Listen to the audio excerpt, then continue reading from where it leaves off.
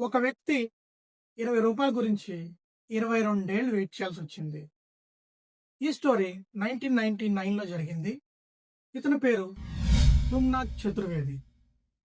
ఇతను 2 railway టికెట్స్‌ని purchase చేశాడు. మథుర నుంచి మొయిరాబాద్ వెళ్ళడానికి. అండ్ అక్కడున్న లేడీ క్లర్క్‌కి రూ. 100 నోట్ ఇచ్చాడు. ఆమె ఓన్లీ రూ. 10 మాత్రమే బ్యాక్ ఇచ్చింది. ఎక్స్‌ట్రా రూ. 20 కట్ చేసుకుంది. ఆ ఎక్స్‌ట్రా రూ. 20ని రిటర్న్ ఇవ్వమని ఆమెను అడిగాడు. బట్ ఆమె ఇవ్వటానికి నిరాకరించింది. అక్కడున్న టీసీ దగ్గరికి కూడా వెళ్లి ఈ విషయం చెప్పి హెల్ప్ చేయమని అడిగారు. ఎలాంటి ఉపయోగం లేకపోయింది. సో ఈయన మథురా కన్స్యూమర్ కోర్టులో north eastern railway Gorakhpur and ఆ లేడీ క్లర్క్ మీద కేసు ఫైల్ చేశారు. మనకు తెలిసిందే మన కోర్ట్స్ అనేవి ఎంత ఓవర్ బర్డెన్ ఉంటాయో, ఎన్ని కేసెస్ పెండింగ్ లో ఉంటాయో అండ్ జడ్జిమెంట్ రావటానికి ఎన్నేళ్ళు పడుతుందో. మీరు చెప్తే నమ్మరు. ఇతను 22 ఏళ్ళు వెయిట్ చేయాల్సి వచ్చింది జడ్జిమెంట్ కోసం.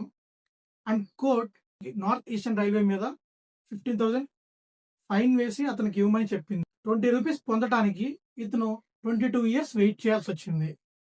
ఈ స్టోరీ అనేది రూ. 20 గురించి కాదు, జస్టిస్ గురించి. మీరేమనుకుంటున్నారు కామెంట్లో తెలియచేయండి. మరిన్ని ఇన్ఫర్మేటివ్ వీడియోస్ కోసం సబ్స్క్రైబ్ చేయడం మర్చిపోకండి.